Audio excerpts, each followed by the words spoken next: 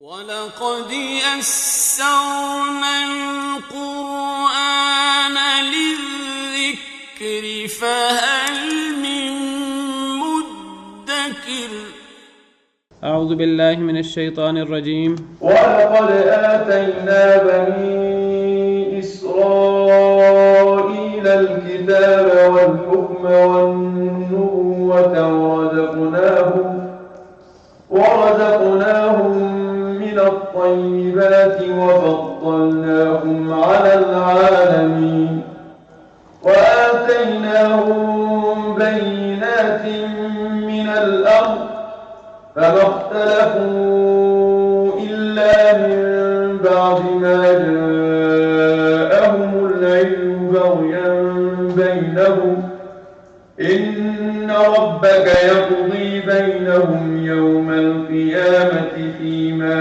كانوا فيه يختلفون ثم جعلناك على شريعة من الأمر فاتبعها ولا تتبع أهواء الذين لا يعلمون إنهم لن يغنوا عنك من الله شيئا وإن الظالمين بعضهم أولياء بعض والله ولي المتقين هذا بصائر للناس وهدى ورحمة لقوم يوقنون اعوذ باللہ من الشیطان الرجیم بسم اللہ الرحمن الرحیم وَلَقَدْ آتَيْنَا بَنِي إِسْرَائِيلَ الْكِتَابَ وَالْحُكْمَ وَالنُّبُوَّةَ وَرَزَقْنَاهُم مِّنَ الطَّيِّبَاتِ وَفَضَّلْنَاهُمْ عَلَى الْعَالَمِينَ وَلَقَدْ آتَيْنَا بَنِي إِسْرَائِيلَ الْكِتَابَ اور البتہ تحقیق ہم نے دی بنی اسرائیل کو الکتاب کتاب والحکم اور حکومت والنبوۃ اور نبوت البتہ تحقیق ہم نے بنی اسرائیل کو کتاب دی. بنی اسرائیل سے مراد سیدنا اسرائیل علیہ السلام کی اولاد، سیدنا اسرائیل علیہ السلام کے بیٹے. اسرائیل یہ سیدنا یعقوب علیہ السلام کا لقب ہے، جس طرح قرآن کریم میں اللہ تعالیٰ نے ذکر کیا. سورہ آل عمران میں 4 پارے میں اللہ فرماتے ہیں کل الطعام کان حلا لبنی اسرائیل الا ما حرم اسرائیل علی نفسه من قبل ان تنزل التوراۃ. سورہ آل عمران آیت نمبر 93. اللہ فرماتے ہیں بنی اسرائیل کے لیے ہر کھانا حلال تھا مگر جو اسرائیل علیہ السلام نے اپنے نفس پر حرام کر دیا تھا تورات نازل ہونے سے پہلے. تو یہاں اسرائیل سے مراد ہر کھانا بنی اسرائیل پر حلال تھا مگر جو اسرائیل نے علیہ السلام نے اپنے اوپر حرام کر لیا. تو یہاں اسرائیل سے مراد کون ہے؟ یعقوب علیہ السلام. حضرت یعقوب علیہ السلام کا لقب تھا اسرائیل. اسرائیل کا مطلب اللہ کا بندہ، جس طرح اسماعیل کا مطلب یا ابراہیم کا مطلب اللہ کا بندہ، اسی طرح عبرانی زبان میں اسماعیل اور اسرائیل ان کا مطلب اللہ کا بندہ. تو اسرائیل سیدنا یعقوب علیہ السلام کا لقب ہے. تو بنی اسرائیل، بنی اصل میں بنینہ ہے، جمع ہے. تو اسرائیل کے بیٹے یعنی اسرائیل علیہ السلام کی اولاد. حضرت یعقوب علیہ السلام کے 12 بیٹے تھے جیسے آپ کو پتہ ہے. تو ان سے پھر آگے اولاد چلی تو 12 قبیلے بنے، تو ان کو پھر بنی اسرائیل کہا جاتا ہے.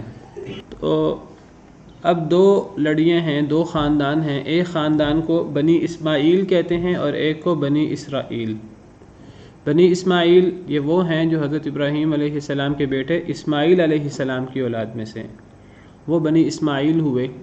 تو یہ عرب لوگ ہیں. حضرت اسماعیل علیہ السلام کو حضرت ابراہیم علیہ السلام چھوٹی عمر میں ان کی والدہ حضرت ہاجرہ کے ساتھ بیابان مکہ مکرمہ میں اللہ کے حکم سے چھوڑ آئے تھے. وہاں حضرت اسماعیل علیہ السلام پانی کی تڑپ میں، پانی نہیں تھا، حضرت ہاجرہ ادھر ادھر بھاگ کر پہاڑوں پہ چڑھ کر پانی تلاش کر رہی تھیں. پانی ختم ہو گیا تھا جو ساتھ لائی تھیں حضرت ہاجرہ. حضرت اسماعیل علیہ السلام نے ایڑیاں رگڑتے ہوئے رو رہے تھے، تو وہ پاؤں مار رہے تھے زمین پر بچپن میں، تو جہاں پاؤں مار رہے تھے وہاں سے پانی جاری ہو گیا، اور وہاں سے جو ہے وہ زمزم جاری ہو گیا۔ تو وہ پانی اتنا زیادہ تھا وہ ختم نہیں ہو رہا تھا، تو حضرت حاجرہ نے وہ ارد گرد فصیل بنائی، تالاب سا بنایا، پانی کو روکنے کی کوشش کی کہ یہ پانی کچھ دیر کے لیے ذخیرہ ہو جائے، لیکن وہ پانی رک ہی نہیں رہا تھا۔ وہ جتنی فصیل بناتی، جتنی رکاوٹ بناتی، پانی اس سے بھی زیادہ ہو جاتا۔ تو حضرت حاجرہ کہنے لگی زم زم، اس زبان میں زمزم کا مطلب تھا رک جا رک جا، لیکن وہ نہیں رکا تو پانی کا نام زمزم پڑ گیا۔ بہرحال تو حضرت اسماعیل علیہ السلام مکہ مکرمہ میں پلے بڑھے، اور حضرت اسماعیل علیہ السلام کے بارے میں اللہ تعالیٰ نے حضرت ابراہیم علیہ السلام کو خواب دکھایا کہ وہ حضرت اسماعیل علیہ السلام کو ذبح کر رہے ہیں۔ تو حضرت ابراہیم علیہ السلام نے اسے اللہ کا حکم سمجھا، نبی کا خواب اللہ کا حکم ہوتا ہے، تو حضرت ابراہیم علیہ السلام نے حضرت اسماعیل سے مشورہ کیا، ان کو بتایا، تو وہ کہنے لگے کہ اے ابا جان، اللہ کا حکم ہے، اسے پورا کریں، میری پرواہ نہ کریں، میں انشاءاللہ صبر کرنے والا ہوں اللہ کے حکم سے۔ حضرت ابراہیم علیہ السلام نے جو ہے وہ حضرت اسماعیل علیہ السلام کے گلے پہ چھری پھیری۔ واقعہ آپ کو پتہ ہے، یہ واقعہ بھی مکہ مکرمہ کا ہے۔ یہ واقعہ کس جگہ کا ہے؟ یہ واقعہ مینا کا ہے، جہاں جمرات موجود ہیں آج، جہاں ہم آج کنکریاں مارتے ہیں جمرات کو۔ ایک جمرہ عقبہ ہے، بڑا جمرہ، پھر ایک درمیانہ جمرہ ہے جس کو جمرہ وسطیٰ کہا جاتا ہے، پھر ایک جمرہ صغرا ہے، چھوٹا جمرہ۔ تو ان تین جگہوں پر شیطان کو کنکریاں مارتے ہیں، کیونکہ شیطان ان تین جگہوں پر حضرت ابراہیم علیہ السلام کو ورغلانے کے لیے آیا تھا کہ اے ابراہیم، اپنے ہی بیٹے کے گردن پہ چھری چلانے لگے ہو۔ تو حضرت ابراہیم علیہ السلام کو پتہ تھا کہ یہ مجھے بہکانے کے لیے، وسوسہ ڈالنے کے لیے آ رہا ہے۔ انہوں نے اس کو دھتکارنے کے لیے، دور بھگانے کے لیے، اس کے وسوسوں سے بچنے کے لیے اس پر کنکریاں ماری تھیں۔ تو ہم حضرت ابراہیم علیہ السلام کی اسی سنت پر عمل کرتے ہوئے ہم وہاں جمرات میں کنکریاں مارتے ہیں۔ تو حضرت اسماعیل پھر مکہ مکرمہ میں ہی رہے ہیں۔ مکہ مکرمہ میں بنی جرہم قبیلہ آ گیا، پھر انہی کے اندر حضرت اسماعیل کی شادی ہوئی، اور پھر وہیں حضرت اسماعیل علیہ السلام کی اولاد وہیں رہی۔ تو ایک ہے بنی اسماعیل خاندان، یہ حضرت ابراہیم علیہ السلام کے جلیل القدر بیٹے حضرت اسماعیل، جو رسول بھی تھے، نبی بھی تھے، اللہ کے جلیل القدر پیغمبر تھے، وعلیکم السلام ورحمۃ اللہ وبرکاتہ۔ تو اللہ نے ان کی بڑی تعریف کی ہے، تو ان کی اولاد کو بنی اسماعیل کہتے ہیں۔ تو بنی اسماعیل میں نبی کریم صلی اللہ علیہ وسلم انہی میں سے ہیں، قریش اور یہ سارے انہی میں سے ہیں، بنی اسماعیل میں سے۔ ان میں کوئی نبی نہیں آیا نبی کریم صلی اللہ علیہ وسلم تک، ان میں ایک ہی نبی ہیں بنی اسماعیل میں سے، حضرت اسماعیل علیہ السلام کے بعد پیارے نبی صلی اللہ علیہ وسلم۔ تو یہ لوگ مکہ مکرمہ جو صحرائی علاقہ تھا، صحرا میں رہتے تھے، تو کوئی مالدار بھی نہیں تھے، کوئی بہت زیادہ ان کے پاس جو ہے مال و دولت بھی نہیں تھا، اور بہت زیادہ دنیاوی آسائشیں بھی نہیں تھیں، کوئی زرخیز زمین، کوئی نہریں اور کوئی اس قسم کے باغات وغیرہ بھی وہاں زیادہ نہیں ہوتے تھے۔ ایک یہ خاندان، ایک یہ لڑی ہے حضرت ابراہیم علیہ السلام کے بیٹے حضرت اسماعیل علیہ السلام سے۔ دوسری لڑی حضرت ابراہیم علیہ السلام کے دوسرے بیٹے جو حضرت اسحاق علیہ السلام ہیں، اور وہ حضرت سارہ سے تھے۔ تو ان سے حضرت یعقوب علیہ السلام پیدا ہوئے، وہ بھی نبی ہیں، اور حضرت یعقوب سے پھر آگے حضرت یوسف علیہ السلام پیدا ہوئے، وہ بھی نبی ہیں۔ حضرت یعقوب علیہ السلام کا لقب ہے اسرائیل، اور حضرت یعقوب علیہ السلام کے ایک بیٹے تو یوسف ہیں، اور پھر باقی 11 بیٹے مزید ہیں۔ تو ان سب بیٹوں کی اولاد کو بنی اسرائیل کہا جاتا ہے۔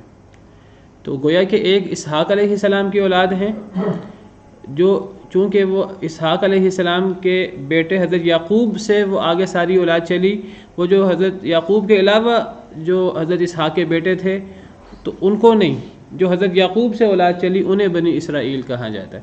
تو یہ حضرت ابراہیم علیہ السلام کی وہ لڑی ہے، وہ اولاد ہے جو حضرت اسحاق کی اولاد، بلکہ حضرت اسحاق کے بیٹے یعقوب علیہ السلام کی اولاد ہیں، ان کو بنی اسرائیل کہا جاتا ہے، اور یہ دوسری لڑی انہیں بنی اسماعیل کہا جاتا ہے۔ بنی اسرائیل جو ہیں ان میں نبی بھی بہت زیادہ ہوئے ہیں، بہت فضیلت بھی ہے ان کی کہ اللہ نے ان میں نبی بھی بھیجے، اللہ نے ان میں کتابیں بھی بھیجی۔ جب نبی بھیجے تو نبیوں پر کتابیں بھی اترتی ہیں، ضروری نہیں سب پر اتریں، تو کہا جاتا ہے جس نبی پر کتاب اترے تو وہ رسول ہوتا ہے۔ بہرحال تو انبیاء کرام علیہم السلام پر اللہ کی کتابیں بھی اترتی ہیں، تو بنی اسرائیل پر بہت سے نبی بھی آئے اور انہی میں سے، اور بہت سی کتابیں بھی آئیں، اور صرف نبوت اور کتابیں نہیں، اللہ نے انہیں دنیاوی طور پر بادشاہت بھی دی، اللہ نے انہیں بادشاہت بھی دی، تو ان کے پاس بادشاہت بھی، دنیا بھی، مال و دولت بھی،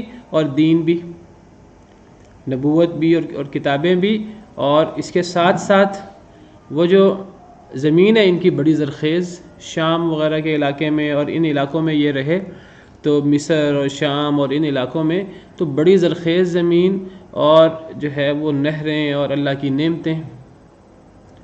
تو بہرحال بنی اسرائیل میں بہت سارے انبیاء کرام علیہم السلام ہوئے، ہزاروں انبیاء کرام علیہم السلام۔ حضرت اسماعیل علیہ السلام کے کتنے بیٹے تھے؟ واللہ عالم، مجھے علم نہیں ہے۔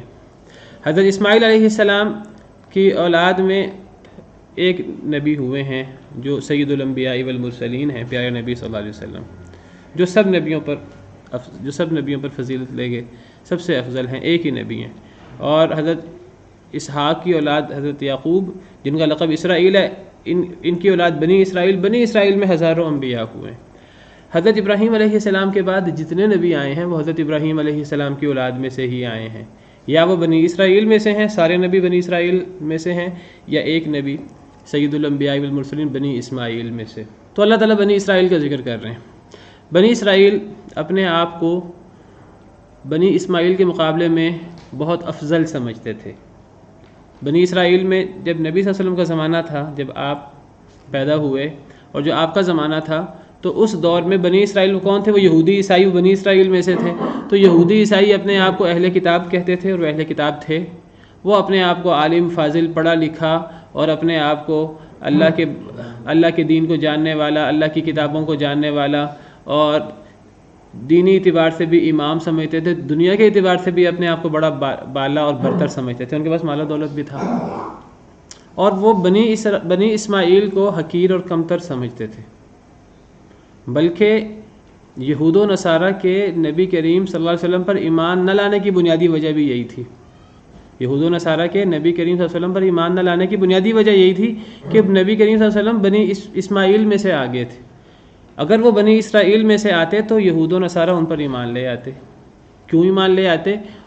اس لیے کہ وہ ان کا انتظار کر رہے تھے۔ قرآن کریم کہتا ہے کہ وَكَانُوا مِن قَبْلُ يَسْتَفْتِحُونَ عَلَى الَّذِينَ كَفَرُوا، کہ بنی اسرائیل اللہ کے آخری نبی محمد صلی اللہ علیہ وسلم کے آنے کا انتظار کر رہے تھے، اور ان کو پتہ تھا اپنی کتابوں کی نشانیوں سے کہ وہ فلاں فلاں علاقے میں آئیں گے، فلاں زمانے میں آئیں گے۔ یہ نہیں پتہ تھا کہ کس خاندان میں سے آئیں گے۔ ان کا خیال یہی تھا جس میں تمام نبی، تمام رسول بنی اسرائیل میں سے آ رہے ہیں، ہمارے خاندان، ہماری لڑی میں سے آ رہے ہیں، تو وہ انتظار کر رہے تھے۔ وہ عرب سے کہا کرتے تھے، عرب زیادہ تھے، وہ یہودی عیسائی نبی کریم صلی اللہ علیہ وسلم کے انتظار میں وہ حجاز میں آگے تھے۔ ان کو پتہ تھا کہ انہوں نے حجاز میں آنا ہے، نبی کریم صلی اللہ علیہ وسلم نے کہاں پیدا ہونا ہے، کہاں ہجرت کرنی ہے، مکہ مدینہ، یہ حجاز کا ان کو پتہ تھا کہ اس علاقے میں انہوں نے آنا ہے۔ موٹی موٹی نشانیاں ان کی کتابوں میں تھیں، وہ انتظار کر رہے تھے۔ عرب وہاں زیادہ تھے، وہ عربوں سے کہتے تھے کہ تم زیادہ ہو کوئی بات نہیں، تم ہم سے کمتر بھی ہو کیونکہ تم جاہل ہو، تم امی ہو، ہم پڑھے لکھے بھی ہیں، دینی اعتبار سے بھی ہم امام ہیں، ہمیں مسئلے مسائل کا پتہ ہے، اور ہمارے پاس مال و دولت بھی زیادہ ہے۔ ان کے پاس مال و دولت بھی زیادہ ہوتی تھی، اگرچہ وہ کمتر تھے، لیکن وہ کہتے تھے عربوں سے کہ ٹھیک ہے تم زیادہ ہو، لیکن یاد رکھو ایک وقت آئے گا کہ عنقریب نبی آنے والا ہے، اگر تم ہماری مخالفت کرو گے، ہمارے خلاف لڑائی کرو گے، تو عنقریب نبی آنے والا ہے، ہم نبی کے ساتھ مل کر تمہیں وہ شکست دیں گے کہ تم ہمارا مقابلہ نہیں کر سکو گے۔ یہ بات سورہ بقرہ میں موجود ہے۔ وَكَانُوا مِن قَبْلُ يَسْتَفْتِحُونَ عَلَى الَّذِينَ كَفَرُوا، اللہ فرماتے ہیں وَلَمَّا جَاءَهُمْ كِتَابٌ مِّنْ عِندِ اللَّهِ مُصَدِّقٌ لِّمَا مَعَهُمْ وَكَانُوا مِن قَبْلُ يَسْتَفْتِحُونَ عَلَى الَّذِينَ كَفَرُوا، کہ وہ اس سے پہلے فتح مانگا کرتے تھے اللہ تعالیٰ سے، اے اللہ تعالیٰ جلدی جلدی نبی بھیج دے تاکہ وہ ہم نبی کی پیروی کریں، نبی پر ایمان لائیں، اور نبی کے ساتھ مل کر اپنے مخالفین سے لڑیں۔ لیکن اللہ فرماتے ہیں فَلَمَّا جَاءَهُم مَّا عَرَفُوا كَفَرُوا بِهِ، وہ تو نبی کا انتظار کر رہے تھے اور اللہ سے دعائیں مانگتے تھے کہ اے اللہ تعالیٰ جلدی جلدی نبی کو بھیج دیں، ہم نے نبی پر ایمان لانا ہے اور ایمان لا کر اپنے مخالفین سے لڑائی کرنی ہے، اور ان پر غلبہ پانا ہے، لیکن اللہ فرماتے ہیں کہ جب وہ نبی آ گیا ان کے پاس، جس کو انہوں نے پہچان بھی لیا کہ وہ اللہ کا نبی ہے، اللہ کا رسول ہے، ان پر ساری نشانیاں بھی پوری اترتی تھیں، اور یہودی عیسائی مانتے تھے کہ یہ اللہ کے رسول ہیں، اور وہ ان کو اس طرح پہچانتے تھے جس طرح اپنے بیٹوں کو پہچانتے تھے، لیکن انہوں نے انکار کر دیا۔ فلما جاءہم ما عرفوا کفروا بہ، جب آ گیا ان کے پاس وہ جس کو انہوں نے پہچان لیا، پھر انہوں نے کفر کیا۔ فلعنۃ اللہ علی الکافرین، کافروں پر اللہ کی لعنت ہو۔ اچھا، تو کیوں انکار کیا؟ حالانکہ وہ ان کا انتظار کر رہے تھے۔ قرآن اس کا جواب دیتا ہے، قرآن کہتا ہے اس لیے انکار کیا، وَدَّ كَثِيرٌ مِّنْ أَهْلِ الْكِتَابِ لَوْ يَرُدُّونَكُم مِّن بَعْدِ إِيمَانِكُمْ كُفَّارًا حَسَدًا مِّنْ عِندِ أَنفُسِهِم مِّن بَعْدِ مَا تَبَيَّنَ لَهُمُ الْحَقُّ، سورہ بقرہ آیت نمبر 109۔ اللہ تعالیٰ فرماتے ہیں کہ اہل کتاب میں سے بہت سارے لوگ یہ پسند کرتے ہیں، اہل کتاب میں سے یعنی یہود و نصارہ میں سے بہت سارے لوگ یہ پسند کرتے ہیں، اے صحابہ، اے نبی کریم صلی اللہ علیہ وسلم کے ساتھیوں، تمہارے بارے میں اہل کتاب میں سے اکثر لوگ چاہتے ہیں کاش کہ وہ تمہیں پھیر دیں تمہارے ایمان کے بعد کفر میں، وہ چاہتے ہیں کاش کہ تم بھی ان کی طرح کافر بن جاؤ۔ کیوں وہ چاہتے ہیں یہ؟ حسدا من عند انفسہم، یہ حسد ہے ان کو۔ کس بات کا حسد؟ اس بات کا حسد کہ نبی تو سارے ہم میں سے آ رہے تھے، اور ساری بادشاہت اور نبوت اور کتابیں تو ہم میں اتری تھیں، اور ہم عظیم لوگ ہیں، ہمارا خاندان بڑا ہے، بنی اسماعیل تو جنگلی لوگ ہیں، جنگلی لوگ ہیں، نہ ان کے پاس دین ہے نہ ان کے پاس دنیا ہے، تو وہ نبی ان میں سے کیوں آ گیا، وہ ہم میں سے کیوں نہیں آیا؟ صرف یہ حسد تھا ان کو، صرف اس حسد کی وجہ سے وہ نبی کریم صلی اللہ علیہ وسلم پر ایمان نہ لائے۔ حسدا من عند انفسہم، حسد کرتے ہوئے ان کے اپنی طرف سے، من بعد ما تبین لهم الحق، اس کے بعد کہ ان کے لیے حق واضح ہو گیا تھا۔ حق واضح ہو گیا تھا کیا مطلب؟ وہ نبی کریم صلی اللہ علیہ وسلم کو پہچان چکے تھے۔ ایک اور آیت کریمہ میں اللہ تعالیٰ اسی بات کو اس انداز سے بیان فرماتے ہیں، بنی اسرائیل کو اللہ تعالیٰ مخاطب کرتے ہیں۔ اللہ تعالیٰ فرماتے ہیں سورہ نساء، اللہ فرماتے ہیں کہ ام یحسدون الناس علی ما آتاہم اللہ من فضل، سورہ نساء آیت نمبر 54۔ اللہ کہتے ہیں کہ کیا وہ حسد کرتے ہیں لوگوں سے اس پر جو اللہ نے ان لوگوں کو اپنا فضل دے دیا؟ یعنی کیا یہ بنی اسرائیل جو ہیں، یہ یہودی عیسائی، یہ حسد کرتے ہیں لوگوں پر؟ یہاں لوگوں سے مراد قریش ہیں، مکہ مکرمہ والے لوگ ہیں، عرب لوگ ہیں۔ کیا ان یہود و نصارہ کو حسد ہے لوگوں پر، یعنی قریش پر، بنی اسماعیل پر؟ کس بات کا حسد؟ علی ما آتاہم اللہ من فضل، جو اللہ نے انہیں اپنا فضل دے دیا۔ کیا فضل دیا؟ اللہ نے رحمت للعالمین پیارے نبی صلی اللہ علیہ وسلم کو ان میں مبعوث فرما دیا، ان میں پیدا فرما دیا۔ اس پر حسد ہو گیا یہودیوں کو، عیسائیوں کو۔ وہ کہنے لگے انہوں نے تو بنی اسرائیل میں سے آنا تھا، انہوں نے وہ ان میں سے کیوں آگے؟ اللہ کہتے ہیں ان کو اس بات کا حسد ہے۔ پھر اللہ تعالیٰ انہیں تسلی دیتے ہوئے کہتے ہیں تم حسد کیوں کرتے ہو؟ کیا ہم نے تمہیں نعمتیں کم دی تھیں؟ فقد آتینا آل ابراہیم الکتاب والحکمت وآتیناہم ملکا عظیما، ہم نے تو آل ابراہیم کو، آل ابراہیم سے مراد یہاں اب بنی اسرائیل ہیں، ان کو حسد ہے کہ اللہ نے لوگوں پر یعنی بنی اسماعیل پر کیوں اپنا فضل کر دیا ہے۔ تو اللہ فرماتے ہیں ذرا غور کرو، ہم نے تو آل ابراہیم کو یعنی جو دوسری لڑی ہے بنی اسرائیل، ان میں تو ہم نے کتاب بھی اتاری، ان میں ہم نے حکمت بھی اتاری، حکمت سے مراد نبوت، وآتیناہم ملکا عظیما، اور ہم نے ان کو بہت بڑی بادشاہت بھی عطا کی تھی۔ ہم نے تو بنی اسرائیل کو کتابیں بھی دی، نبوت اور حکمت بھی دی، اور ہم نے ان کو بہت بڑی بادشاہت بھی دی۔ وہ انہیں کس بات کا حسد ہے؟ اب اگر اللہ تعالیٰ نے ایک نبی کو جو اللہ کے آخری نبی ہیں صلی اللہ علیہ وسلم انہیں ان میں سے اتار دیا ہے، تو یہ حسد کرنے والی بات تو نہیں ہے۔ یہ کیا حسد ہوا؟ ان کو ایمان لانا چاہیے ان پر۔ تو یہ حسد کی وجہ سے بنی اسرائیل ایمان نہ لائے۔ تو میں ذکر کر رہا تھا کہ ایک خاندان کی ایک لڑی حضرت ابراہیم علیہ السلام کی اولاد میں سے ایک لڑی بنی اسرائیل، ایک لڑی بنی اسماعیل، دونوں بھائیوں کی اولاد ہیں، دو بھائیوں کی، ایک اسحاق علیہ السلام کی، ایک حضرت اسماعیل علیہ السلام کی، لیکن وہ بنی اسرائیل اپنے آپ کو برتر سمجھتے تھے۔ تو اللہ تعالیٰ فرماتے ہیں کہ البتہ تحقیق ہم نے دی بنی اسرائیل کو کتاب بھی، والحکم اور حکومت بھی، اور نبوہ اور نبوت بھی۔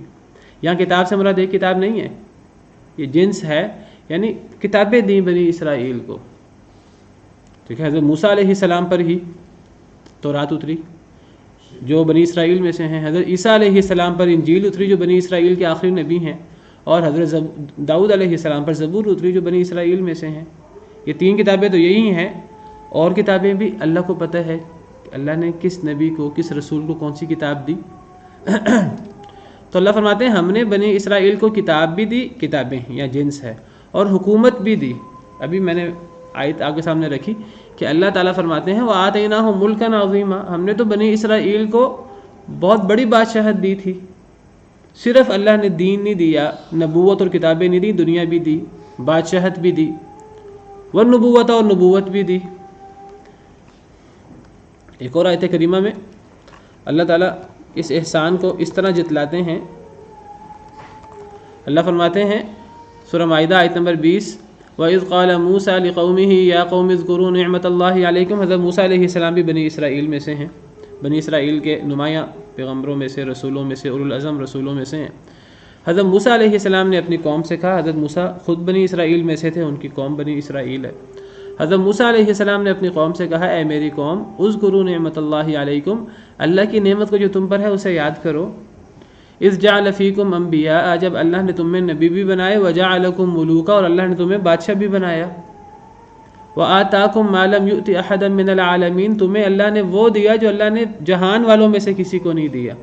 تمہیں اللہ نے وہ فضیلتیں دی، دین کی بھی دنیا کی بھی، تمہیں بہت فضیلت دی، تو تمہیں اللہ کی ان نعمتوں کا شکر ادا کرنا چاہیے، تمہیں اللہ کی باتیں ماننی چاہیے۔ اللہ نے تمہیں نبوت بھی دی، کتاب بھی دی، اور اللہ نے تمہیں بادشاہت بھی دی۔ کہتے ہیں کہ حضرت داؤد علیہ السلام سے پہلے نبی الگ ہوتے تھے، بادشاہ الگ ہوتے تھے۔ وہ نبی بھی بنی اسرائیل میں سے ہوتے تھے، بادشاہ بھی بنی اسرائیل میں سے ہوتے تھے۔ جس طرح حضرت موسیٰ علیہ السلام کے بعد دوسرے پارے کے آخر میں ذکر ہے کہ بنی اسرائیل پر مخالفوں نے حملہ کر دیا، تو بنی اسرائیل نے، حضرت موسیٰ کے بعد کا واقعہ ہے، تو بنی اسرائیل نے اپنے نبی سے مطالبہ کیا کہ اللہ کے حکم سے کوئی بادشاہ مقرر کر دیں۔ تو اللہ تعالیٰ نے کس کو بادشاہ مقرر کیا تھا؟ طالوت کو۔ مشہور واقعہ ہے، پھر وہ جالوت سے جنگ ہوئی اور اللہ تعالیٰ نے طالوت علیہ السلام کو فتح دی، غلبہ دیا۔ کم من فئۃ قلیلۃ غلبت فئۃ کثیرۃ باذن اللہ۔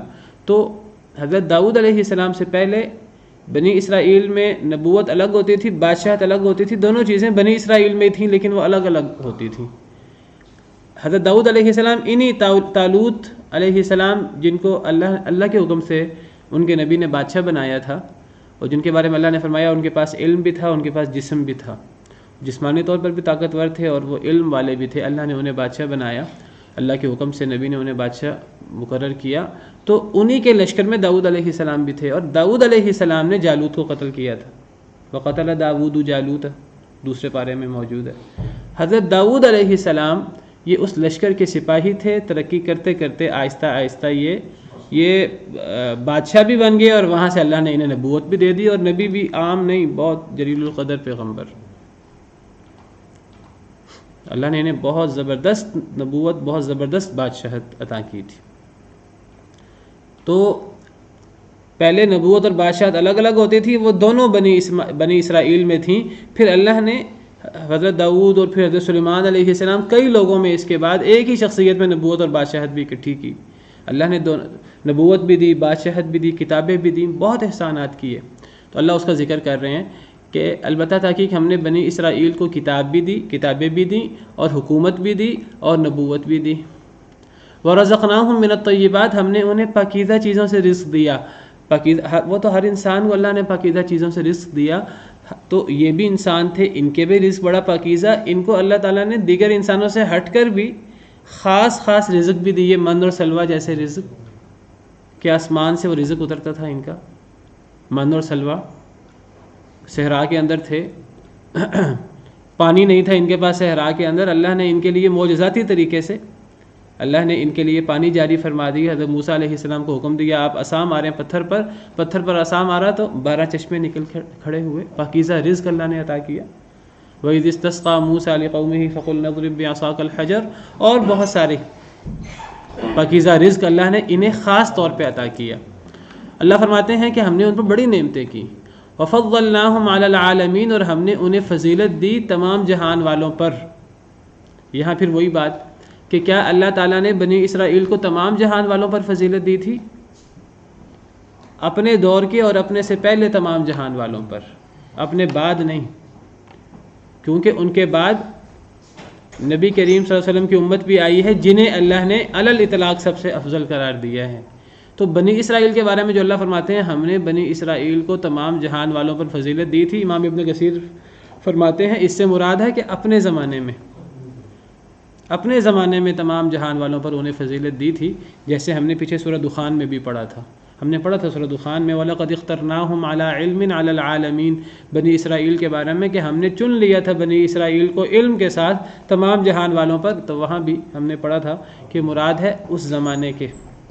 اسی طرح قرآن کریم میں ہے یا بنی اسرائیل اذکروا نعمتی التی انعمت علیکم وانی فضلتکم علی العالمین، سورہ بقرہ میں 2 مرتبہ ہے، اے بنی اسرائیل اللہ کی نعمت کو یاد کرو جو اللہ نے تم پر کی اور اللہ نے تمہیں تمام جہان والوں پر فضیلت دی۔ تو یہاں تمام جہان والوں سے مراد اپنے زمانے کے، تو اپنے زمانے میں بنی اسرائیل سب سے افضل تھے، ورنہ اللہ تعالیٰ نے اب یہ فضیلت کا تاج بنی اسرائیل سے ہٹا کر یہ اب نبی کریم صلی اللہ علیہ وسلم کی امت پر، امت محمدیہ علی صاحب الصلاۃ والسلام کے سر پر سجا دیا ہے۔ تو اللہ فرماتے ہیں کہ اے بنی اسرائیل ہم نے تمہیں کتاب بھی دی تھی، ہم نے حکومت بھی دی تھی، نبوت بھی دی تھی، پاکیزہ رزق بھی عطا کیا تھا، اور ہم نے تمام جہان والوں پر انہیں بنی اسرائیل کو فضیلت بھی دی تھی۔ وَآتَيْنَاهُمْ بَيِّنَاتٍ مِّنَ الْأَمْرِ، اور ہم نے دی تھی انہیں بینات من الامر، واضح روشن دلائل، من الامر معاملے سے، ہم نے انہیں دین کے بارے میں واضح دلائل بھی دیے تھے۔ اللہ تعالیٰ نے بنی اسرائیل پر بڑے معجزے نازل کیے، حضرت موسیٰ علیہ السلام کے ہاتھوں، دیگر انبیاء کرام علیہ السلام کے ہاتھوں، صرف حضرت موسیٰ کے ساتھ ہی کتنے معجزے اترے ہیں بنی اسرائیل کے لیے۔ تو ہم نے دین کے بارے میں انہیں بہت سارے دلائل عطا کیے تھے، بہت معجزے عطا کیے تھے۔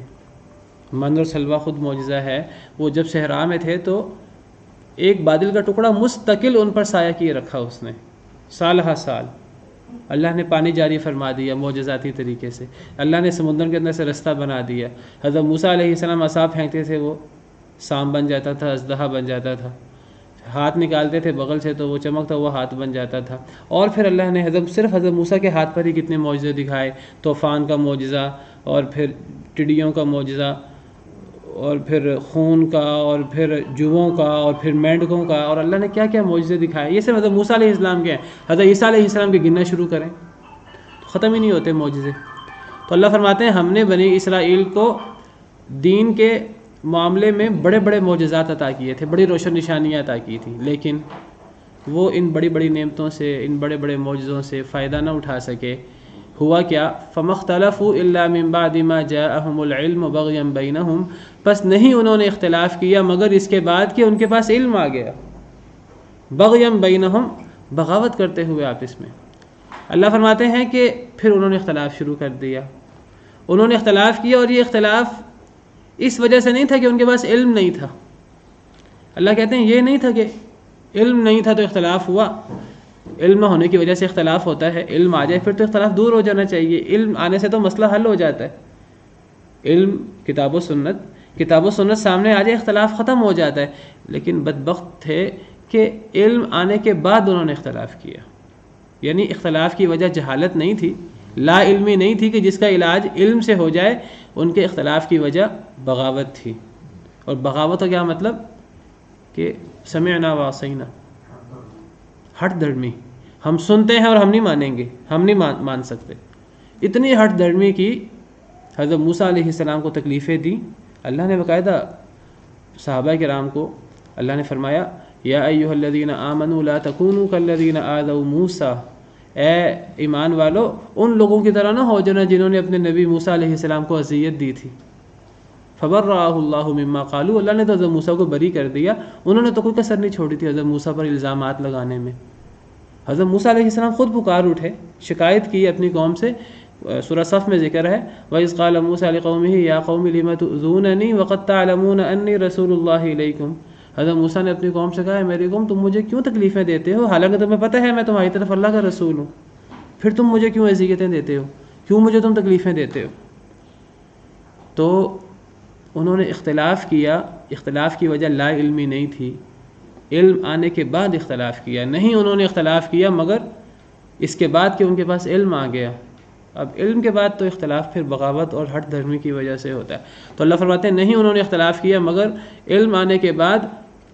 کیوں اختلاف کیا؟ اب لا علمی کی وجہ سے تو اختلاف تھا نہیں، بغیم بینہم، آپس کی بغاوت کی وجہ سے، سرکشی، میں نہیں مانتا، میں اللہ کے حکم کو نہیں مان سکتا، مجھے اچھا نہیں لگتا، مجھ سے عمل نہیں ہوتا، اللہ معاف کرے۔ تو پھر اللہ تعالیٰ فرماتے ہیں کہ ٹھیک ہے، انہوں نے، اللہ نے اختیار دیا ہوا تھا اچھا کریں برا کریں، انہوں نے برائی کو اختیار کیا، اللہ فرماتے ہیں ٹھیک ہے، ان ربک یقضی بینہم یوم القیامہ، دنیا اللہ نے دارالجزا نہیں بنائی، دنیا تو دارالعمل ہے، دنیا کے اندر کوئی سزا مل جائے تو وہ ایک اصل سزا تو نہیں ہوتی، اصل تو آخرت میں ملے گی۔ اللہ فرماتے ہیں ان ربک یقضی بینہم، بے شک آپ کا رب فیصلہ فرمائے گا ان کے درمیان، یوم القیامت، قیامت کے دن، فیما کانوا فیہ یختلفون، جس میں وہ اختلاف کیا کرتے تھے۔ دنیا میں انہوں نے علم کے ساتھ اپنا اختلاف ختم نہیں کیا، اختلاف ہو جائے تو علم کی وجہ سے اختلاف ختم ہو جاتا ہے، اختلاف ہوتا ہے لا علمی سے، اختلاف اگر ہو وَمَا اخْتَلَفْتُمْ فِيهِ مِنْ شَيْءٍ فَحُكْمُهُ إِلَى اللَّهِ، اللہ فرماتے ہیں جب تمہارا کسی شے میں اختلاف ہو جائے اے مسلمانوں تو اس کا فیصلہ اللہ سے کروا لو۔ دوسری آیت میں فرمایا فَإِن تَنَازَعْتُمْ فِي شَيْءٍ فَرُدُّوهُ إِلَى اللَّهِ وَالرَّسُولِ إِن كُنتُمْ تُؤْمِنُونَ بِاللَّهِ وَالْيَوْمِ الْآخِرِ، اگر تمہارا جھگڑا ہو جائے، تنازع ہو جائے کسی شے کے بارے میں تو اسے اللہ اور رسول کی طرف لوٹا دو۔ ان کنتم تؤمنون باللہ والیوم الآخر، اگر تم اللہ اور آخرت پر ایمان رکھتے ہو تو اپنے اختلافات کو حل کر لو اللہ اور رسول سے، قرآن اور سنت سے۔ ذالک خیر و احسن تأویلا، یہ زیادہ بہتر ہے اور انجام کے اعتبار سے اچھا ہے۔ لیکن جو بندہ اپنے اختلافات کا حل اللہ سے نہ کروائے، اپنے اختلافات کا حل اللہ اور رسول سے نہ کروائے، علم سے نہ کرے، پھر اس کا فیصلہ قیامت کے دن نہیں ہوگا، اور پھر کب ہوگا؟ تو اللہ نے فرمایا ان ربک یقضی بینہم یوم القیامہ، جو پھر علم سے اپنے مسئلے حل نہیں کرتا، اختلاف حل نہیں کرتا کتاب و سنت سے، پھر قیامت کے دن اللہ فیصلہ فرمائیں گے جس میں وہ اختلاف کرتے تھے، پھر اللہ قیامت کے دن بتائیں گے حق کیا تھا باطل کیا تھا۔ لیکن قیامت کے دن جب اللہ حق بتائیں گے تو کسی کو اب یہ اجازت نہیں ہوگی اب وہ حق کو قبول کرے، اب قیامت کا دن دارالعمل نہیں ہے، اب تو وہ دارالجزا ہے، اب تو ساتھ اللہ فیصلہ سنائیں گے اور ساتھ جو باطل پر تھے ان کو جہنم میں بھیج دیں گے، والعیاذ باللہ والعیاذ باللہ۔ تو انسان کا کام کیا ہے، مومن کا کام کیا ہے؟ کیا بات بنی اسرائیل کی ہو رہی ہے، تو بنی اسرائیل کی اللہ بات کیوں کر رہے ہیں؟ بنی اسرائیل، ایک تو جو بنی اسرائیل نبی صلی اللہ علیہ وسلم کے دور کے تھے ان کو بتانا مقصود ہے، اور ایک امت محمدیہ علیہ صاحبہ صلی اللہ علیہ کو بتانا مقصود ہے، صحابہ کرام کو، ہمیں، قرآن کے پڑھنے والوں کو، قرآن کے مخاطبین کو۔ اگر تم نے یہ کام کیا، تم نے علم کے ساتھ اپنے اختلاف ختم نہ کیے، تو پھر ٹھیک ہے، تمہارا فیصلہ بھی پھر قیامت کے دن ہوگا۔ یہاں تو بات بنی اسرائیل کے بارے میں ہو رہی ہے، لیکن بنی اسرائیل کے بارے میں بات کرنے کا مقصد کیا ہے؟ ایک تو جو نبی صلی اللہ علیہ وسلم کے دور میں بنی اسرائیل تھے ان کو سمجھانا مقصود ہے، اور ایک امت محمدیہ کو بتانا مقصود ہے کہ پہلے تو اللہ نے بنی اسرائیل کو کتاب، حکومت اور نبوت دی تھی، اب تو اللہ نے تمہیں دے دی ہے، اب اللہ نے تمہیں ایسی کتاب دی ہے جو تمام کتابوں سے افضل، اب اللہ نے تمہیں ایسا نبی دیا ہے جو تمام نبیوں کا سردار، اب اللہ نے تمہیں بڑا مال و دولت دی ہے، بڑی حکومت دی ہے پوری دنیا پر۔ مسلمان کتنا عرصہ جو ہیں وہ آپ سمجھیے مسلمانوں کی حکومت اور توتی بولتا رہا ہے، تو یہ چیزیں اب مسلمانوں کو بھی حاصل رہی ہیں، اور اللہ نے پاکیزہ رزق بھی دی ہے، اور اللہ نے تو ہمیں تمام جہانوں پر باقاعدہ فضیلت دی ہے، اس امت سے افضل کوئی امت نہیں ہے، کنتم خیر امہ، اللہ نے معجزات بڑے دیے ہیں۔ اب یہ ہے کہ ہمارے بھی اختلاف ہو جاتے ہیں، اگر ہم بھی علم آنے کے بعد بھی اختلاف کریں، بغاوت کریں، نہ مانیں، ہٹ درمی کریں، قرآن حدیث موجود ہے، ہم قرآن حدیث چھوڑ کر کبھی اس کے پیچھے، کبھی اس کے پیچھے، کبھی اس کے پیچھے، کبھی اپنے خواہشات کے پیچھے، اللہ معاف کرے، ائمہ کرام کی تقلید کے نام پر ائمہ کرام کے احکامات کی ہی مخالفت کرتے ہیں۔ تمام ائمہ کرام علیہ رحمہم اللہ کہتے رہے کہ اگر حدیث آ جائے میرے قول کے خلاف، میرے قول کو دیوار سے مار دینا، میرے قول پر عمل نہ کرنا، تمام ائمہ کرام کہتے رہے۔ ہم انہی ائمہ کرام کے احکامات کی خلاف ورزی کرتے ہوئے، ان کے اقوال کی خلاف ورزی کرتے ہوئے، انہی کی محبت کے نام پر ہم قرآن و سنت کی مخالفت کرتے ہیں، اللہ معاف کرے۔ اور قرآن کا حکم واضح ہے اور جو ہے وہ حدیث کا حکم واضح ہے، لیکن ہم اس پہ عمل نہیں کرتے۔ تو فرمایا کہ اہل کتاب نے اختلاف کیا علم آنے کے بعد، بغاوت کرتے ہوئے، جو علم آنے کے بعد بھی اس کا اختلاف ختم نہ ہو، بغاوت کرتا رہے، پھر اس کا فیصلہ تو قیامت کا دن ہوگا، لیکن پھر قیامت کا دن فیصلے کے ساتھ ہی جنت یا جہنم کا فیصلہ بھی ساتھ ہی ہو جائے گا، والعیاذ باللہ۔ اسی لیے اللہ نے بنی اسرائیل کا ذکر کیا، در حقیقت یہ ہمارے لیے اللہ نے ذکر کیا، ہمیں سنانے کے لیے، اسی لیے اس کے بعد آگے پھر اس امت کا ذکر شروع ہو گیا بنی اسرائیل کے فوراً بعد۔ ثم جعلناک علی شریعۃ من الامر، کہ اے نبی صلی اللہ علیہ وسلم پھر بنا دیا ہم نے آپ کو علی شریعۃ من الامر، واضح رستے پر معاملے میں سے۔ شریعہ کہتے ہیں عربی زبان میں شارع، بڑی سڑک کو کہتے ہیں، شارع فلاں، شارع فلاں، تو عرب ملکوں میں، جو عرب ملکوں میں رہے ہیں ان کو پتہ ہے۔ تو شریعہ کا مطلب واضح رستہ، شریعت اللہ کے واضح ترین احکامات ہوتے ہیں، وہ اتنے واضح ہیں جیسے یہ مین روڈ ہوتی ہیں اور یہ جو ہائی ویز ہوتے ہیں، ہمارے ہاں آج کل اب نئی اصطلاحات آ گئی ہیں، موٹر وے اور رنگ روڈ اور یہ بڑی بڑی سڑکیں، تو یہ دین کے احکامات اتنے واضح ہیں جیسے بڑے بڑے جو ہیں وہ سڑکیں واضح ہوتی ہیں، نمایاں ہوتی ہیں، تو ان واضح دینی احکامات کو شریعت کہتے ہیں، شریعت۔ تو اے نبی صلی اللہ علیہ وسلم، پہلے ہم نے حضرت موسیٰ علیہ السلام اور بنی اسرائیل کے جو انبیاء تھے، ہم نے ان کو کتاب دی، نبوت دی، تو پھر ہم نے آپ کو بھی شریعت دی، من الامر، معاملے میں سے۔ فاتبعها، آپ اس کی پیروی کریں، کس کو حکم ہے؟ پیارے نبی صلی اللہ علیہ وسلم کو۔ اے نبی صلی اللہ علیہ وسلم، ہم نے آپ کو شریعت دی ہے، اب آپ نے اس کی پیروی کرنی ہے۔ پیارے نبی صلی اللہ علیہ وسلم شریعت کے، دین کے پابند تھے، قرآن کی سنت کے پابند تھے۔ جو آپ پر قرآن اترتا آپ وہ صحابہ کرام کو بھی سناتے، خود بھی عمل کرتے۔ جو وحی خفی سنت کی صورت میں آپ پر اترتی وحی ہوتی، آپ صحابہ کرام کو بھی سناتے، خود بھی عمل کرتے۔ آپ سب سے پہلے خود اس وحی کے پابند تھے، آپ خود اس وحی پر ایمان لاتے۔ یہ نہیں تھا کہ آپ بس وہ حکم آگے پہنچا کر خود عمل نہیں کرتے تھے، نہیں، آپ وہ تمام احکامات پر خود بھی عمل کرتے تھے، اپنے مبارک اقوال کے ذریعے بھی وہ احکامات امت تک پہنچاتے، اور ان احکامات پر خود عمل کر کے، عملی طور پر بھی عمل کر کے بھی دکھاتے تھے۔ اب قرآن کریم میں کتنے احکامات ہیں نماز پڑھنے کے، تو نبی صلی اللہ علیہ وسلم نے عملاً نماز پڑھ کے دکھائی، اور فرمایا صحابہ کرام کو، میں نماز پڑھ رہا ہوں، صلو کما رأیتمونی اصلی، جس طرح مجھے نماز پڑھتے دیکھو تم بھی ویسے ہی نماز پڑھو۔ اپنے مبارک اقوال کے ذریعے نماز سکھائی، اپنے اعمال کے ذریعے نماز سکھائی۔ حج کے احکامات نازل ہوئے، خود حج کیا، فرمایا خذوا عنی مناسککم، میں حج کر رہا ہوں، میرے ساتھ حج کر لو، اور میرے ساتھ حج کر کے حج کے طریقے سیکھ لو، جس طرح میں کروں ویسے کرو۔ تو نبی کریم صلی اللہ علیہ وسلم کے بارے میں اللہ فرماتے ہیں کہ اے نبی صلی اللہ علیہ وسلم، بنی اسرائیل کے بعد پھر ہم نے آپ کو شریعت دے دی، اب یہ نبوت اور کتاب اب بنی اسماعیل میں آ گئی، اب یہ آپ کو ہم نے دے دی، فاتبعها، اب آپ اس کی پیروی کریں۔ یہ جب نبی صلی اللہ علیہ وسلم کو حکم ہے تو پوری امت تو آپ کے تحت آ جاتی ہے، لیکن ذرا غور کریں کہ یہ دین کے احکامات کے جس طرح ہم پابند ہیں، ہم سے پہلے پیارے نبی صلی اللہ علیہ وسلم پابند تھے، اور نبی صلی اللہ علیہ وسلم جو ہیں وہ دین کے احکامات پر عمل کرتے تھے۔ آپ دیکھیے آج ہم امتی ہو کر کتاب و سنت چھوڑ دیتے ہیں اور امتیوں کے پیچھے لگ جاتے ہیں، پیارے نبی صلی اللہ علیہ وسلم تو اسی کتاب و سنت پر ہی عمل کرتے تھے۔ نبی صلی اللہ علیہ وسلم جو ہیں وہ تو شریعت کے پابند ہیں، شریعت کی پیروی کر رہے ہیں، اور ہم آپ کے امتی، آپ کا نام لینے والے، آپ کا کلمہ پڑھنے والے کتاب و سنت کو چھوڑ کر اوروں کے پیچھے لگے ہوئے ہیں۔ کسی نے اپنا نام کسی شہر کی طرف منسوب کر لیا، کسی نے اپنے آپ کو کسی مدرسے کی طرف منسوب کر لیا، کسی نے اپنے آپ کو کسی شخصیت کی طرف منسوب کر لیا، کوئی سہروردی بنا ہوا ہے، کوئی چشتی بنا ہوا ہے، کوئی قادری بنا ہوا ہے، کوئی دیوبندی بنا ہوا ہے، کوئی بریلوی بنا ہوا ہے، کوئی حنفی، کوئی مالکی، کوئی شافی۔ یہ صرف اگر نسبتیں ہوں، صرف نام ہو تو کوئی حرج نہیں ہے، لیکن اگر ان کے پیچھے اگر مخصوص ایک طرز عمل ہو، مخصوص طریقہ کار ہو، تو مجھے بتائیے پیارے نبی صلی اللہ علیہ وسلم کے طریقہ کار کے بعد کسی طریقہ کار کی، کسی شخصیت کی، کسی مدرسے کی، کسی شہر کی کوئی ضرورت رہ جاتی ہے؟ کسی کی کوئی ضرورت نہیں رہ جاتی۔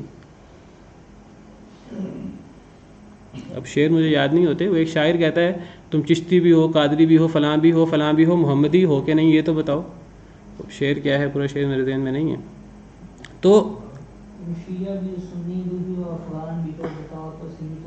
مسلمان بھی ہم ہیں کہ نہیں؟ اسلام کس کا نام ہے؟ قرآن اور سنت کا. قرآن اور سنت پر عمل کرتے ہیں کہ نہیں کرتے؟ دیکھیے میں یہ نہیں کہتا ہم علماء کرام رحمہم اللہ سے ہم دین نہ سیکھیں، ہم ان کے اقوال نہ پڑھیں، ضرور پڑھیں قرآن اور سنت کو سمجھنے کے لیے. یہ نہیں قرآن اور سنت کی مخالفت کرنے کے لیے، اور اگر ان کی کوئی بات کتاب و سنت کے مخالف ہو سکتی ہے، بالکل ہو سکتی ہے، معصوم نہیں تھے، وہ خود کہتے رہے ہم معصوم نہیں ہیں، ہماری بات کتاب و سنت کے مخالف ہو سکتی ہے، تو اگر ہماری بات کتاب و سنت کے مخالف ہو تو ہماری بات کو چھوڑ دینا. لیکن ہم نہیں چھوڑتے. آج جن لوگوں نے اپنے اپنے حلقے بنا رکھے ہیں اور تقلید کے نام پر، اور تو وہ نہیں چھوڑتے اپنے امام کی بات، اپنے بزرگ کی بات، چاہے وہ قرآن و سنت کے صریح مخالف ہو پھر بھی نہیں چھوڑتے، کوئی نہ کوئی تعویل کر دیتے. اپنے آپ کو نہیں بدلیں گے، قرآن کو بدل دیں گے، اللہ معاف کرے. تو نبی صلی اللہ علیہ وسلم جو ہیں وہ شریعت کے پابند تھے، آپ شریعت کی پیروی کرتے تھے. اے نبی صلی اللہ علیہ وسلم ہم نے آپ کو شریعت دی، آپ اس کی پیروی کریں. اور فرمایا وَلَا تَتَّبِعْ أَهْوَاءَ الَّذِينَ لَا يَعْلَمُونَ، اور نہ آپ پیروی کریں ان لوگوں کی خواہشات کی جو نہیں جانتے. اس سے پتہ لگا کہ اب جو شخص بھی کتاب و سنت کو چھوڑ کر جس کی بھی پیروی کرے گا وہ اصل میں لوگوں کی خواہش کی پیروی ہوگی. کتاب و سنت کو اگر چھوڑ کر وہ کسی چیز کی پیروی کرے گا، چاہے وہ کوئی مشرک ہو، کافر ہو، اس کی پیروی کی جائے، چاہے کوئی مسلمان ہی ہو، کوئی عالم ہی ہو بڑا، اگر اس کی بھی پیروی کی جائے کتاب و سنت کے خلاف، تو یہ بات یاد رکھیے وہ لوگوں کی خواہش کی پیروی ہوگی، وہ شریعت کی پیروی نہیں ہوگی. شریعت کی پیروی نام ہے کتاب و سنت کی پیروی کا. اور شریعت کو چھوڑ کر کسی کے پیچھے لگ جائیں، کوئی بھی ہو، بڑے سے بڑا کوئی ہو جائے، اگر وہ شریعت کے خلاف ہم اس کی بات کر رہے ہیں تو ہم پھر لوگوں کی خواہشات کی پیروی کر رہے ہیں. امام مالک رحمہ اللہ درس دیا کرتے تھے حدیث کا مسجد نبی میں، فرمایا کرتے تھے اس قبر والے کے علاوہ ہر ایک کی بات رد بھی ہو سکتی ہے، مانی بھی جا سکتی ہے، صحیح بھی ہو سکتی ہے، غلط بھی ہو سکتی ہے، سوائے نبی صلی اللہ علیہ وسلم کے. تو دین نام ہے کتاب و سنت پر عمل کا، اسلام نام ہے قرآن اور سنت کو ماننے کا، شریعت نام ہے قرآن اور سنت کو ماننے کا. اور اسی شریعت کے پابند اس امت کے نبی بھی تھے، پیارے نبی محمد صلی اللہ علیہ وسلم. اللہ تعالیٰ فرماتے ہیں سورہ بقرہ کی سیکنڈ لاسٹ آیت ہے آمن الرسول بما انزل الیہ من ربہ والمؤمنون، کہ جو کچھ رسول کریم صلی اللہ علیہ وسلم پر نازل ہوا رسول بھی اس پر ایمان لائے اور مومن بھی اس پر ایمان لائے. مومن سے مراد کون ہے؟ صحابہ. تو پہلے نبی صلی اللہ علیہ وسلم اپنے اوپر اترنے والی وحی پر ایمان لائے، پھر مومن بھی ایمان لائے. جب نبی اپنے اوپر اترنے والی وحی پر ایمان لائے، قرآن اور سنت پر، تو ہمیں قرآن اور سنت کے بعد کس چیز کی ضرورت ہے؟ کسی چیز کی ضرورت نہیں ہے. بلکہ میں یہاں یہ بھی کہوں کہ نبی کریم صلی اللہ علیہ وسلم کی ذاتی بات بھی جو آپ نے اللہ کے حکم سے نہ فرمائی ہو وہ ہمارے لیے حجت نہیں ہے، وہ دین کا حصہ نہیں ہے. نبی صلی اللہ علیہ وسلم کی ہر بات ہمارے لیے حجت ہے جو نبی صلی اللہ علیہ وسلم نے اللہ کی طرف سے امت تک پہنچائی ہو. آپ دین کے بارے میں جو بات کہتے تھے وہ آپ اپنی طرف سے نہیں کہتے تھے، اللہ کی طرف سے کہتے تھے. اللہ نے اس کی گارنٹی دی ہے وما ينطق عن الهوى ان هو الا وحي يوحى، قسم کھا کر اللہ نے فرمایا والنجم اذا هوى ما ضل صاحبكم وما غوى وما ينطق عن الهوى، اپنی مرضی سے نہیں بولتے.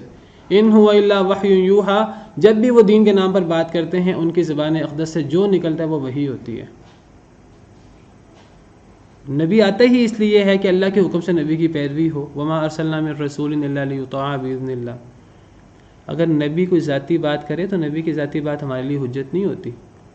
ایک دفعہ نبی صلی اللہ علیہ وسلم نے اپنے اوپر شہد حرام کر لیا کسی بیویوں کے کسی اختلاف میں، جھگڑے میں، تو اللہ تعالیٰ نے پوری سورت اتار دی، سورت التحریم. یا ایھا النبی لم تحرم ما احل اللہ لک تبتغی مرضات ازواجک، اے پیارے نبی صلی اللہ علیہ وسلم آپ کیوں حرام کرتے ہیں اپنے اوپر وہ چیز جو اللہ نے آپ کے لیے حلال کی ہے؟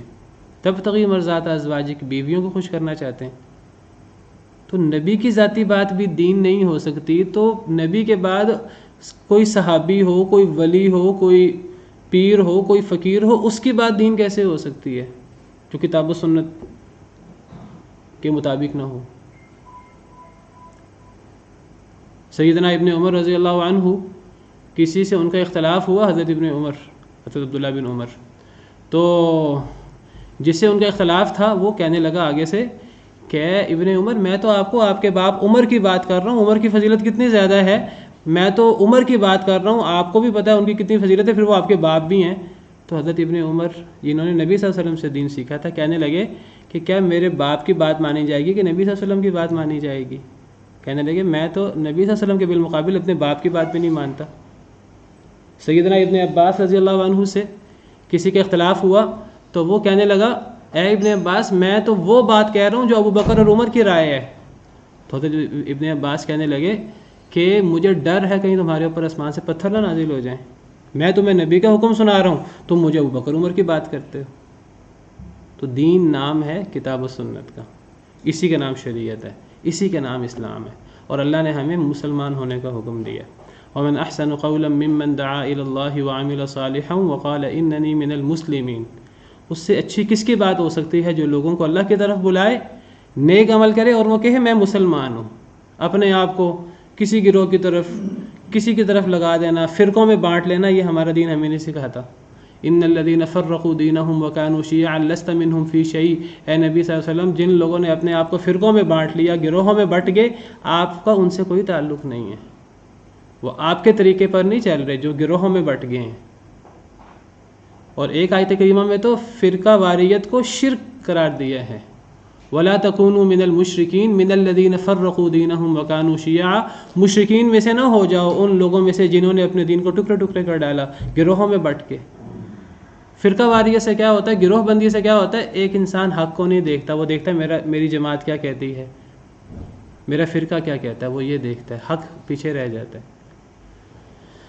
تو ہمیں جو حکم ہے وہ شریعت پر عمل کرنے کا، قرآن و سنت پر عمل کرنے کا حکم ہے، اور یہی حکم پیارے نبی صلی اللہ علیہ وسلم کو بھی تھا، اور آپ قرآن و سنت کی پیروی کرتے تھے اور کسی چیز کی پیروی نہیں کرتے تھے۔ اگر وہ اپنے آپ کو اہل حدیث کہتا ہے یا اہل سنت کہتا ہے، کیا یہ بھی فرقہ واریت میں آتا ہے؟ دیکھیے، اگر وہ اہل حدیث اپنے آپ کو کوئی بندہ کہلا کر اور وہ کہ میں نے صرف مخصوص لوگوں کی بات ماننی ہے اور اس کے علاوہ کوئی صحیح بات بھی کرے میں نے غور بھی نہیں کرنا، یہ بھی فرقہ واریت ہوگی۔ اگر وہ اس معنی میں اپنے آپ کو اہل حدیث کوئی بندہ کہتا ہے، اہل سنت کہتا ہے اپنے آپ کو، لیکن اس نے بس مخصوص کچھ لوگوں کی بات ماننی ہے، مخصوص لوگوں کی بات ماننی ہے، باقی لوگوں کی بات چاہے قرآن و سنت کے مطابق ہو پھر بھی وہ ان کی بات چھوڑ دے، تو یہ بھی فرقہ ہوگا۔ لیکن اگر ایک بندہ قرآن و سنت کی بات مانتا ہے ہمیشہ، وہ کتاب و سنت کو نہیں چھوڑتا، چاہے وہ اپنے آپ کو مالکی کہلوائے، چاہے اپنے آپ کو شافعی کہلوائے، چاہے اپنے آپ کو حنفی کہلوائے، جو مرضی کہلوائے، کہلوانے سے کچھ نہیں ہوتا، طریقہ کار سے اور طرز عمل سے کچھ ہوتا ہے۔ تو اگر ایک انسان حنفی کہلا کر، مالکی کہلا کر، شافعی کہلا کر اپنے آپ کو جو ہے وہ امام ابو حنیفہ سے اس کو بڑی محبت ہے، وہ اپنے آپ کو حنفی کہلاتا ہے اور وہ کہتا ہے کہ میرے امام صاحب نے کہا تھا میری بات حدیث کے مخالف ہو تو چھوڑ دینا، تو میں کتاب و سنت پر عمل کرتا ہوں، جہاں امام صاحب کی بات کتاب و سنت کے مطابق نظر نہ آئے وہاں میں چھوڑ دیتا ہوں، جہاں کتاب و سنت کے مطابق لے لیتا ہوں، میں حنفی ہوں، تو انشاءاللہ وہ شریعت پر عمل کر رہا ہے، وہ مسلمان ہے، چاہے اپنے آپ کو جو بھی کہلوائے۔ خرابی کب ہے؟ جب ہم مختلف نام رکھ لیں اور نام رکھ کر ہم کتاب و سنت کو چھوڑ کر ان کے پیچھے چلنا شروع ہو جائیں، ہم اپنے ائمہ کرام کو معصوم سمجھنا شروع کر دیں، خرابی یہاں ہوتی ہے۔ تو بہرحال بات یہ ہو رہی کہ نبی کریم صلی اللہ علیہ وسلم جو ہیں وہ شریعت کے پابند تھے، آپ کی پوری امت بھی شریعت کی پابند ہے، اور شریعت نام ہے کتاب و سنت کا۔ اور جو بندہ کتاب و سنت کو چھوڑ دیتا ہے پھر وہ اپنی نفس کی پیروی کرتا ہے یا پھر لوگوں کی خواہشات کی پیروی کرتا ہے۔ تو اللہ تعالیٰ فرماتے ہیں ایک اور آیت کریمہ میں، سورہ نعام ہے، فرمایا سورہ نعام آیت نمبر 106، نبی کریم صلی اللہ علیہ وسلم کو حکم ہے اتبع ما اوحی الیک من ربک، کہ اے پیارے نبی صلی اللہ علیہ وسلم جو کچھ آپ پر آپ کے رب کی طرف سے وحی ہوا اس کی پیروی کریں، لا الہ الا ہو، اس کے علاوہ کوئی معبود برحق نہیں، واعرض عن المشرکین، مشرکین سے منہ موڑ لیں۔ یعنی اگر آپ ما اوحیہ کی پیروی نہیں کریں گے، وحی کی پیروی نہیں کریں گے، تب پھر آپ مشرکین کی پیروی میں مبتلا ہو جائیں گے، پھر آپ جو ہیں وہ لوگوں کی خواہشات کے پیچھے پڑ جائیں گے۔ ایک اور آیت کریمہ میں اللہ تعالیٰ فرماتے ہیں سورہ اعراف، اتبعوا ما انزل الیکم من ربکم، سورہ اعراف آیت نمبر 3، پیروی کرو جو تم پر تمہارے رب کی طرف سے اترا، ولا تتبعوا من دونہ اولیاء، اور نہ پیروی کرو اللہ کے علاوہ معبودوں کی۔ پتہ لگا کہ اگر ایک انسان کتاب و سنت کو چھوڑ کر جس کی پیروی بھی کرے، کتاب و سنت کی مخالفت میں، کتاب و سنت کو چھوڑ کر کتنا ہی نیک نام کیوں نہ ہو، وہ جس کی بھی پیروی کرے وہ در حقیقت اس کو اللہ کے علاوہ معبود بنا رہا ہے۔ اسی لیے اللہ تعالیٰ نے یہود و نصارہ کو فرمایا کہ تم نے اپنے علماء کو، اپنے احبار اور رہبان کو اللہ کے علاوہ رب بنا رکھا ہوا ہے۔ کیسے رب بنایا ہوا تھا انہوں نے؟ وہ اللہ کی بات نہیں مانتے تھے، وہ اپنے علماء کی بات مانتے تھے، اپنے علماء کی بات کو، جو علماء جس کو حلال کہتے ہیں اس کو حلال سمجھتے تھے، جس کو حرام کہتے ہیں اس کو حرام سمجھتے تھے۔ اللہ نے فرمایا اتخذوا احبارهم ورهبانهم اربابا من دون اللہ، انہوں نے اپنے علماء، اپنے احبار، اپنے رہبان کو رب بنا لیا تھا اللہ کے علاوہ۔ ہمیں غور کرنا ہے کہ کیا ہم نے اپنے احبار، اپنے علماء کو ہم نے کیا رب نہیں بنایا ہوا؟ کیا ہم نے ان کو رب بنایا ہے کہ نہیں؟ اگر تو ہم نے ان کو عالم ہی رکھا ہوا ہے کہ ہم ان سے صرف کتاب و سنت کی بات سمجھتے ہیں تو ٹھیک ہے، لیکن اگر کتاب و سنت، ان کی کوئی بات کتاب و سنت سے ٹکرا رہی ہو پھر بھی ہم ان کے پیچھے لگے ہوئے ہیں، پھر گویا کہ ہم نے ان کو رب بنا لیا، اللہ معاف کرے۔ تو فرمایا کہ اے نبی صلی اللہ علیہ وسلم، ہم نے آپ کو ایک شریعت پر چلا دیا ہے، ایک شریعت پر ہم نے آپ کو گامزن کیا ہے، فاتبعها، پس آپ اس کی پیروی کریں، ولا تتبع اهواء الذین لا يعلمون، ان لوگوں کی خواہشات کی پیروی نہ کریں جو نہیں جانتے۔ انہم لن یغنوا عنک من اللہ شیئا، بے شک وہ ہرگز نہیں فائدہ پہنچا سکتے آپ کو اللہ سے کچھ بھی۔ اگر آپ قرآن و سنت کو چھوڑ کر لوگوں کی پیروی کریں گے، بعض دفعہ دنیا، اصل میں نبی صلی اللہ علیہ وسلم کو خطاب ہے اور مراد آپ کی امت ہے، امت مراد ہے۔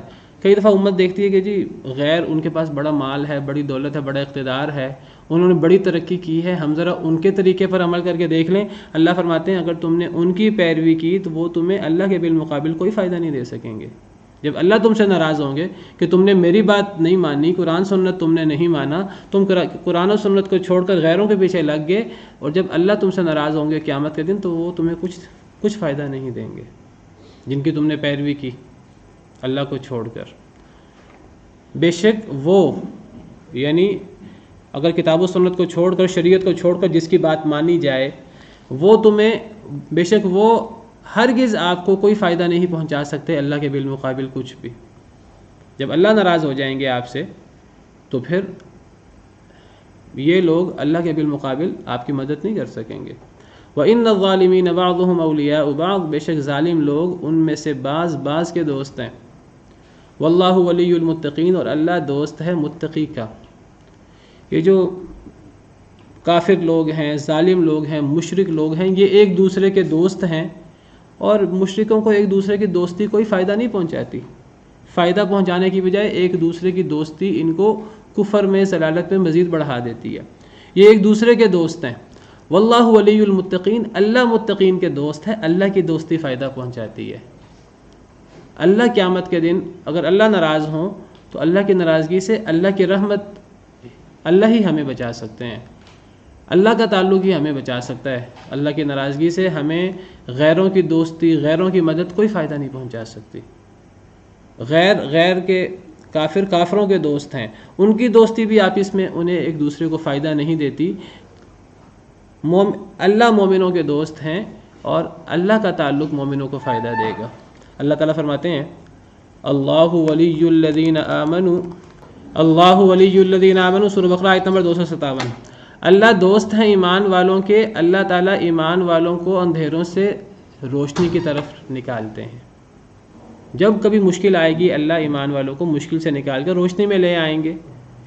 والذین کفروا اولیاؤہم الطاغوت، کافروں کے دوست تو طاغوت ہیں، کافروں کی دوستی آپس میں ہے، وہ سب طاغوت ہیں، ایک دوسرے کے دوست ہیں۔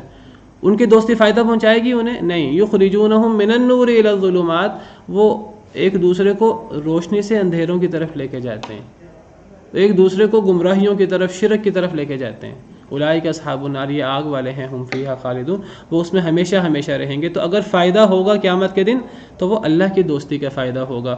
فرمایا ھذا بصائر للناس، یہ بصیرت کی باتیں ہیں، یہ سمجھنے کی باتیں ہیں، یہ قرآن کی باتیں لوگوں کے لیے، وہدن اور ہدایت ہے، ورحمت اور رحمت ہے، لقوم یوقنون، اس قوم کے لیے جو یقین کرتی ہے۔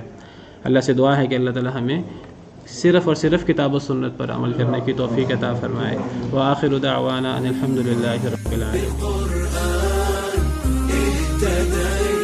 في رحمه تحلو الحياة شوقا